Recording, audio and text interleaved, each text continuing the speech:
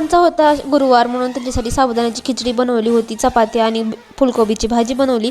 स्वयंपाक सगळा उरकून घेतला आणि तुम्ही म्हणता एवढी जागीरदार गेली का काय तू, की तुझ्या घरामध्ये एवढ्या पैशाच्या नोटा पडल्यात.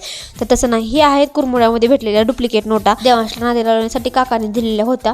म्हणून तर सगळं कामं आवरून घेतली. मला एक काल कमेंट आली होती की बाई तू आधीच हाडकुडी आहे आणि त्यात कशाला वेट लॉस ड्रिंक घेतेस. तर आता ही ड्रिंक मीच बनवलेली आहे पावडर, म्हटल्यानंतर ती कशी घ्यायची ही सांगितलीच पाहिजे, म्हणून तो व्हिडिओ मी बनवलेला होता.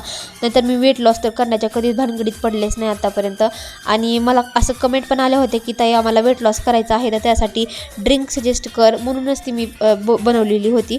नंतर मी सगळी कामं आवरून घेतली आणि किचनमध्ये आले तर माझं सहज लक्ष गेलं फ्रीजवर असलेल्या माझ्या मिक्सरकडं आणि तिथं वरी झालेल्या घाण.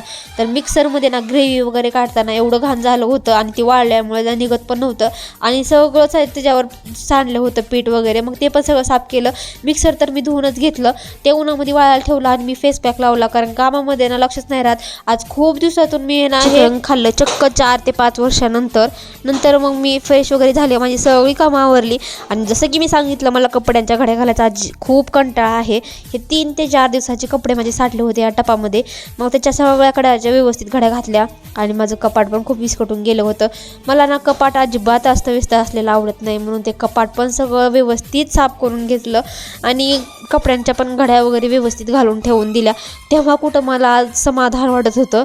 आणि हे कपडे ना बाईचे होते, ते पण तिच्या कपाटात ठेवले. आता सगळा स्वयंपाक उरकून झाला होता आणि संध्याकाळी ना सगळे आपापल्या मोबाईलमध्ये तोंड घालून बसले होते आणि मी एकटी, माझं नेट संपलं म्हणून मी ह्यांचा व्हिडिओ घेत होते. तर असा होता माझा आजचा दिवस.